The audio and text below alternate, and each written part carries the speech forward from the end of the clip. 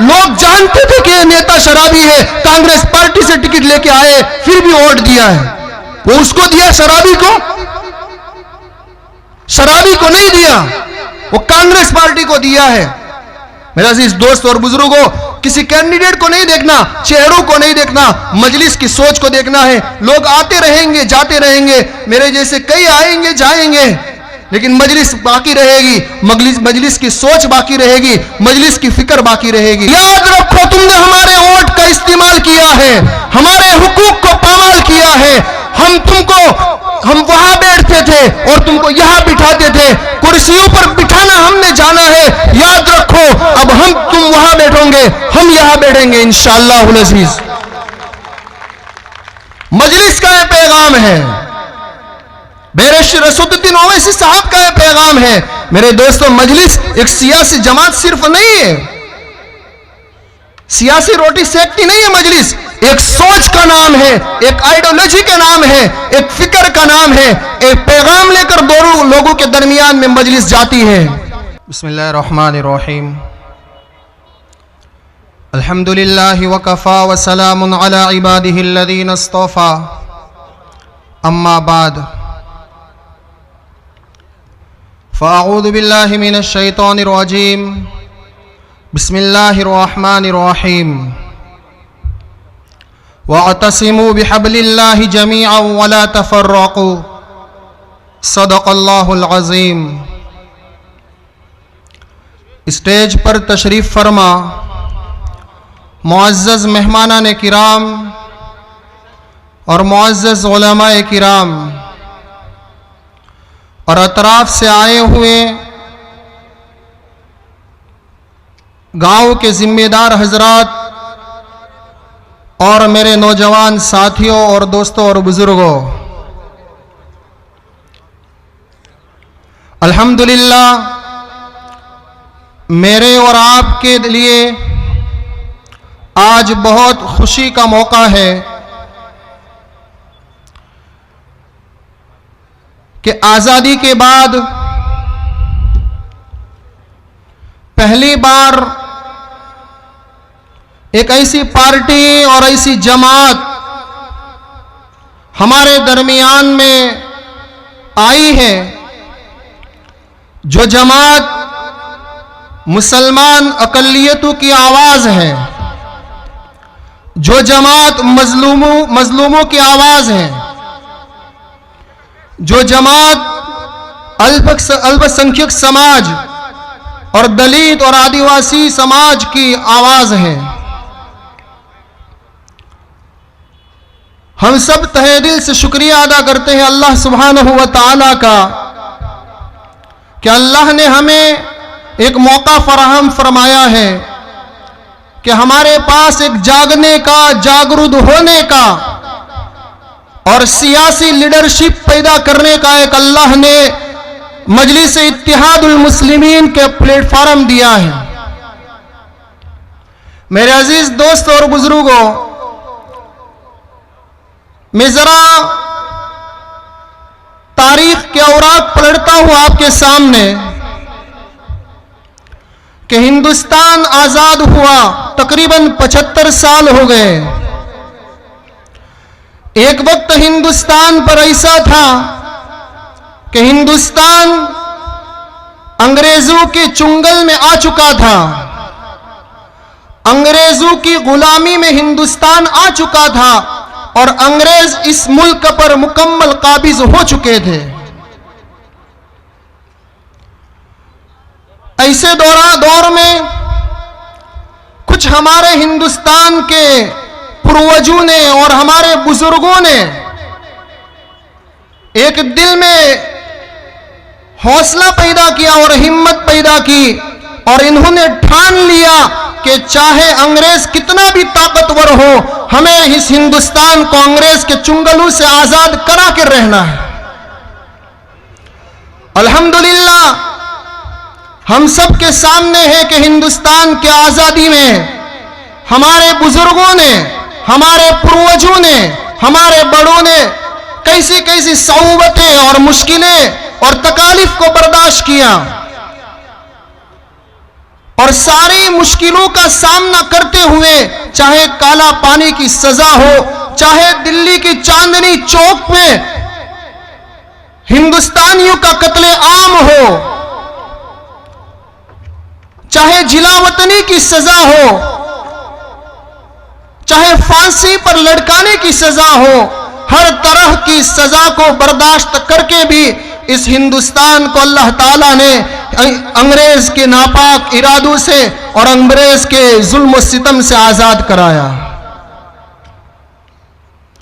मेरे अजीज दोस्त और बुजुर्गों, हिंदुस्तान की तरक्की के लिए, हिंदुस्तान को आगे बढ़ाने के लिए जरूरी है कि हम सबके सामने हमारे हिंदुस्तान के माजी की तारीख हमारे सामने हो।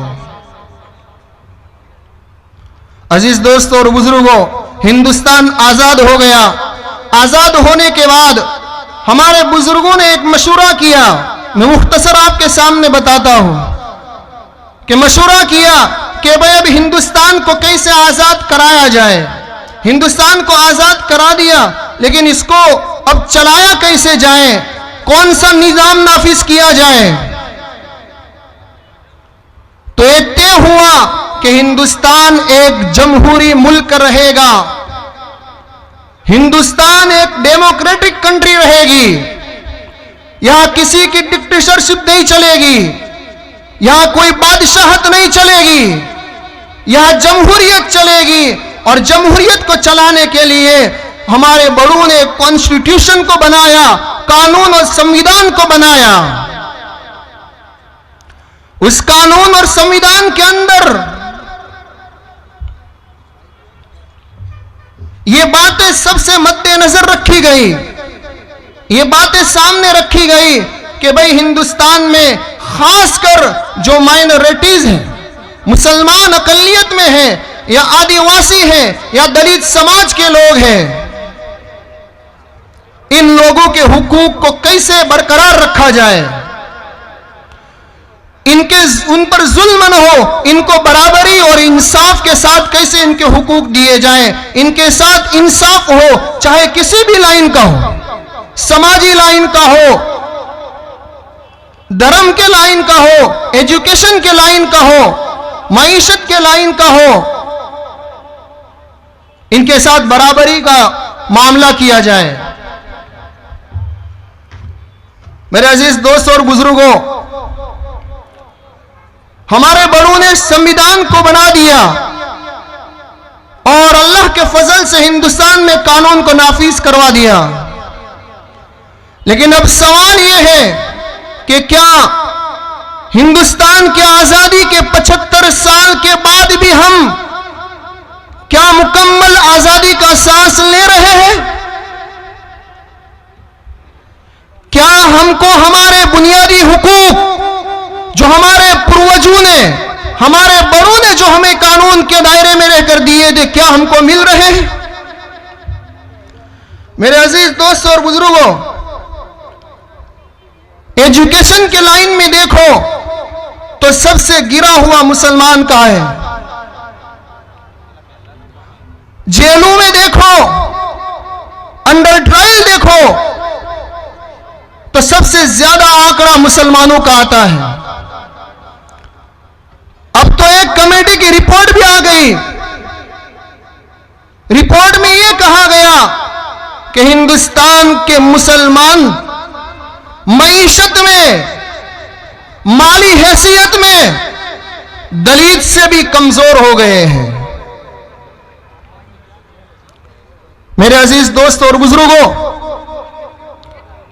मैं आपके सामने सवाल करता हूं, आपको पूछता हूं कि क्या हमारी ये हालत हो गई, इस हालत का जिम्मेदार कौन है? मेरे अजीज दोस्त और बुजुर्गों, इस हालत का जिम्मेदार अगर कोई है कि तो वो है जिन्होंने हमारे ऊपर 40 साल 45 साल तक तकरीबन लगातार हुकूमत की इस हिंदुस्तान में, और इन्होंने जानबूझकर डेलिबरेटली उन्होंने हमें पीछे रखा और हमारे हुकूक को पामाल किया। मेरे अजीज दोस्त और बुजुर्गों, आपको मालूम है कि अभी हाल में हिंदुस्तान की पार्लियामेंट में यूएपीए का एक कानून लाया गया, काला कानून। मेरे अजीज दोस्त और बुजुर्गों, यूएपीए कानून क्या है, इसकी डिटेल में नहीं जाता हूं, लेकिन मुख्तसर आपको बताता हूं कि यूएपीए कानून वो है कि दिल्ली में बैठा हुआ एक ऑफिसर, हिंदुस्तान में किसी कोने में बैठा हुआ एक ऑफिसर यहां वडगाम की सीट में, वडगाम के तालुके में या सिद्धपुर तालुके के अंदर किसी मुसलमान को या किसी हिंदुस्तान के नागरिक को यह कह सकता है, डाउटफुल कह सकता है कि भाई यह आदमी आतंकवाद से, इसका ताल्लुक आतंकवाद से है, यह आतंकवादी है, टेररिस्ट है, यह घोषित कर सकता है और इस पर केस चल सकता है। मेरे अजीज दोस्त और बुजुर्गों, हमारे पास अदालतें हैं, किसी का जुर्म साबित करने के लिए तो अदालतें हैं, अदालतें जुर्म साबित करती है कि किसका क्या जुर्म है, लेकिन इस कानून के तहत एक ऑफिसर डाउटफुल आपको जाहिर कर सकता है। यह जबरदस्त काला कानून है मेरे अजीज दोस्त और बुजुर्गों, आप इसको जानिए कितना सख्त कानून है। मैं आपको बताऊं कि हम अंधेरे में न रहे, यह कानून जो लाया है ना, वो अभी बीजेपी ने लाया है, लेकिन सबसे पहले पास जो कराया था वो कांग्रेस पार्टी ने किया था और इसको बदतर बनाया कांग्रेस पार्टी ने और इसको बदतर से बदतर बनाया बीजेपी ने। मेरे अजीज दोस्त और बुजुर्गों, मेरा कहने का मतलब कि जिन पार्टियों पर हमने भरोसा किया, जिनको हमने झोली भर भर कर वोट डाले, हमने कभी यह नहीं देखा है कैंडिडेट कौन है, सिर्फ पंजे को देखा, सिर्फ कांग्रेस पार्टी को देखा, किया दिया कांग्रेस पार्टी ने। मेरे अजीज दोस्त और बुजुर्गों, हमसे डेलिबरेटली यह कहा गया कि आप सामने वाली कुर्सियों में बैठे।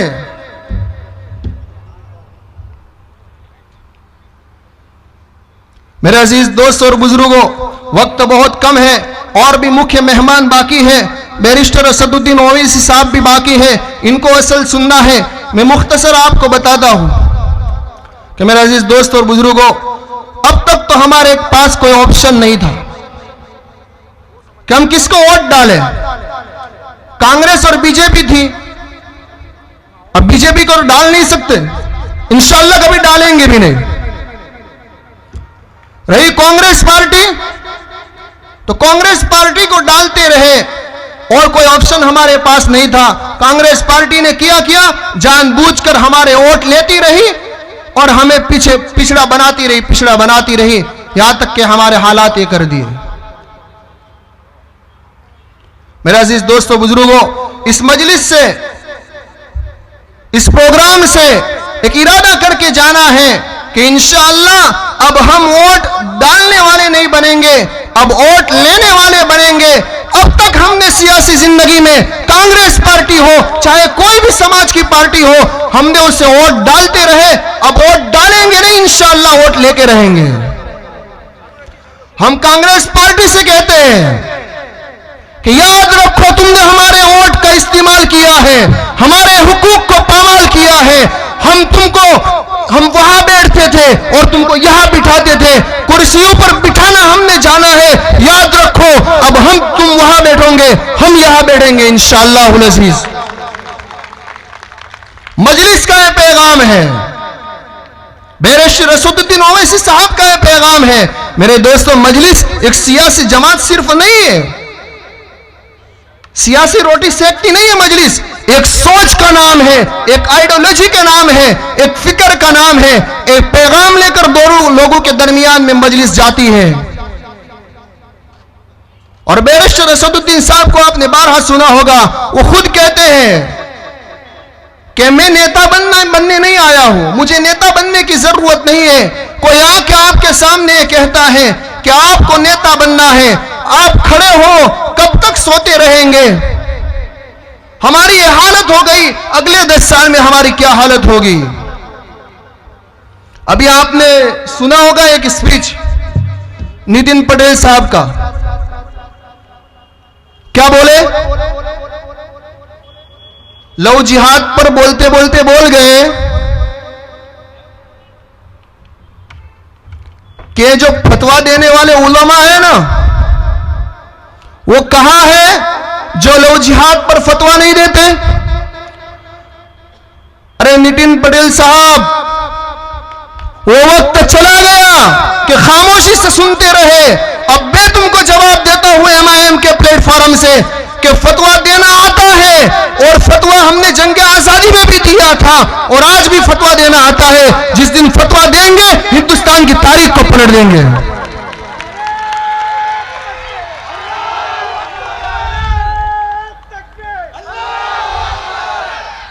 कब तक सुनेंगे? तकबीर! अरे जोर से नारे तकबीर! ये हुई ना बात छापी वाला। कब तक सुनेंगे? हर एरा गरा जत्थो आगे हमें बोल के चला जाता है। अरे सुन लिया बहुत, अब सुनने का टाइम नहीं है। मैं मोमन बिरादरी से हूं मेरे भाइयों। हमारे दरमियान में क्या चर्चा होती है मैं जानता हूं। हमारी हालत एजुकेशन में क्या है मैं जानता हूं।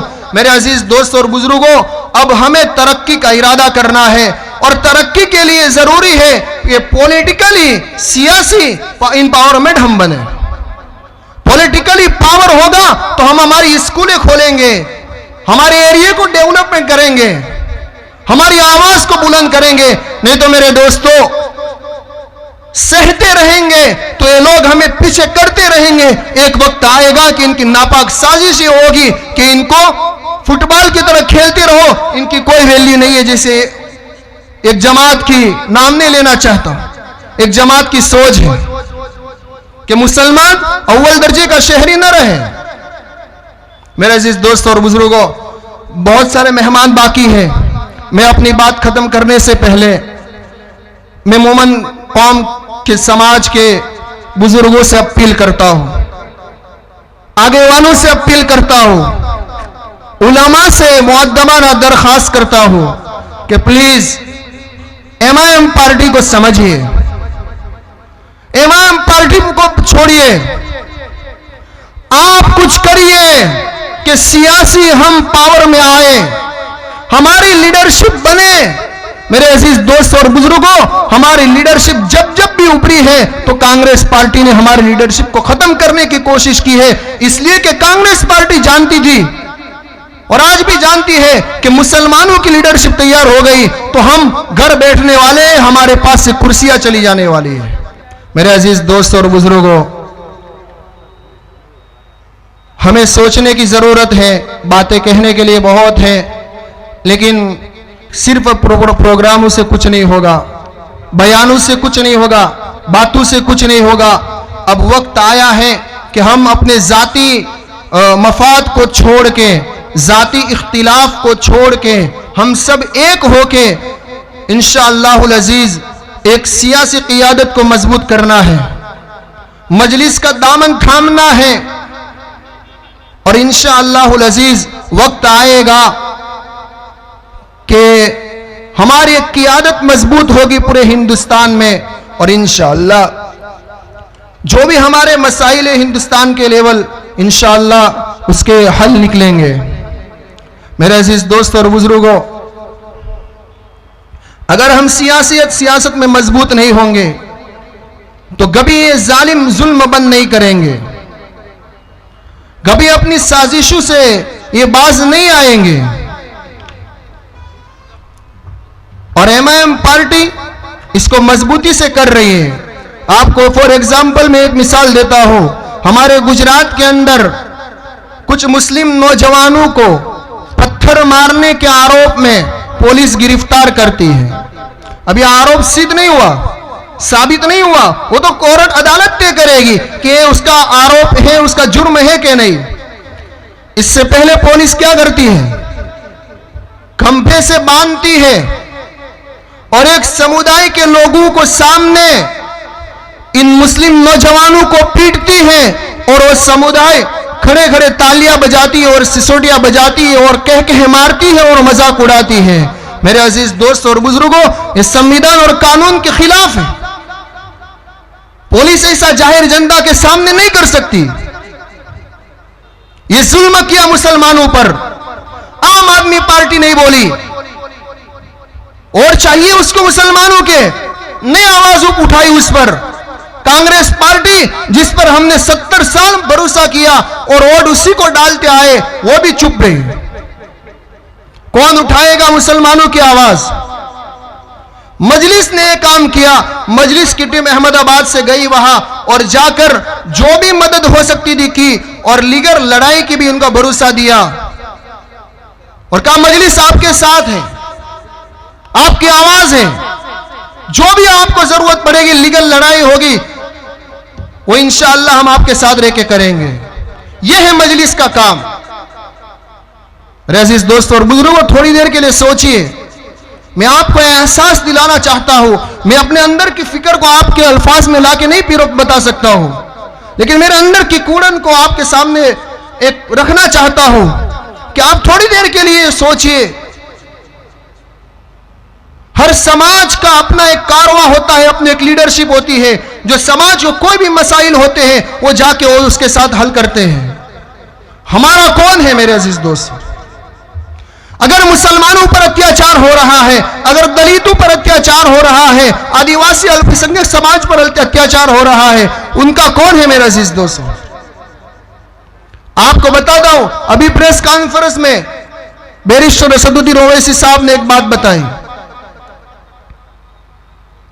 कहा इनको आपके वोट की जरूरत नहीं है, ये समझ चुके हैं मुसलमान तो पड़ा हुआ है, गिरा हुआ है, जाएगा कहां, उसको वोट तो हमको देना ही है। और एक बात कही कि इनकी पार्टियों में देखिए, इनके स्टेज पर देखिए, इनके नेताओं के साथ देखिए, कितने दाढ़ी वाले और टोपी वाले और सरवाल जब्बे वाले मिलते हैं। वो नहीं बिठाएंगे। अरे मेरा तजर्बा है, मैं आपके सामने पब्लिक में ये बात नहीं रख सकता हूं, मेरा तजर्बा है। ये लोग ये कहते हैं कि मुसलमान नहीं चलेगा हमारे साथ। मैं सबूत से कह सकता हूं आपको, दाढ़ी टोपी नहीं चलेगी। मेरे अजीज दोस्तों बुजुर्गों, इतनी जिल्लत और पस्ती कब तक हम सहेंगे और कब तक ऐसी जिंदगी गुजारेंगे? अब हम मांगेंगे, अब वोट मांगेंगे और इंशाअल्लाह जो हमारी कदर नहीं करता, जिन्होंने हमें डेलिबरेटरी ऐसी हालत में डाला है और जिन्होंने हमारे वोट का इस्तेमाल करके हमारी हालत की है, इसको इंशाअल्लाह घर भी भेजेंगे। भेजेंगे ना? मेरे अजीज दोस्त और बुजुर्गों, अपनी बात खत्म करने से पहले फिर से एक बार कह रहा हूं, उलमा से दरखास्त, अपील है, मुअद्दबाना अपील है। मैं छोटा हूं लेकिन अपील कर रहा हूं, आगेवानों से अपील कर रहा हूं, छोड़िए वो सोच को कांग्रेस कांग्रेस कांग्रेस। क्या रे कांग्रेस? क्या चीज है कांग्रेस? कहां है कांग्रेस की लीडरशिप? कहां है? मेरे अजीज दोस्त और बुजुर्गों, कांग्रेस आने वाली नहीं है अब सत्ता में। क्या मजबूरी है हमारी? सब अच्छा है, मजलिस अच्छा है, मुसलमानों की आवाज है, मजलूमों की आवाज है, बेवाओं की आवाज है, बेबसों की आवाज है, गरीबों की आवाज है, लेकिन कांग्रेस। मेरे अजीज दोस्त और बुजुर्गों, आप लोगों से मुअद्दबाना दरखास्त है कि इस मानसिकता से निकलिए और निकलकर सोचिए और मैदान में आइए और इत्तिहाद को फराहम दीजिए, इत्तिहाद को कायम कीजिए। और मजलिस हमारे सामने एक प्लेटफॉर्म पर है, हमारे सामने एक ऑप्शन आया है कि हम कांग्रेस और बीजेपी को छोड़कर वोट डालें। इंशाअल्लाह आपको चेहरों को नहीं देखना। हमने आज तक कांग्रेस के चेहरों को देखा? मुझे याद है, मैं आपके सामने कह सकता हूं कि शराबी आया है, लोग जानते थे कि नेता शराबी है, कांग्रेस पार्टी से टिकट लेके आए, फिर भी वोट दिया है। वो उसको दिया, शराबी को? शराबी को नहीं दिया, वो कांग्रेस पार्टी को दिया है। मेरे अजीज दोस्त और बुजुर्गों, किसी कैंडिडेट को नहीं देखना, चेहरों को नहीं देखना, मजलिस की सोच को देखना है। लोग आते रहेंगे, जाते रहेंगे, मेरे जैसे कई आएंगे जाएंगे, लेकिन मजलिस बाकी रहेगी, मजलिस की सोच बाकी रहेगी, मजलिस की फिक्र बाकी रहेगी। मेरा अजीज दोस्त और बुजुर्गों, उठने से पहले इरादा करिए। बातों से कुछ नहीं होगा, सुन के चले जाएंगे नहीं, गांव गांव जाके चर्चा करनी है इंशाअल्लाह, कब अपनी लीडरशिप कायम करनी है, करेंगे ना। अल्लाह ताला हम सबको अमल की तौफीक अता फरमाए। व आखिर दावाना अल्हम्दुलिल्लाहि रब्बिल आलमीन।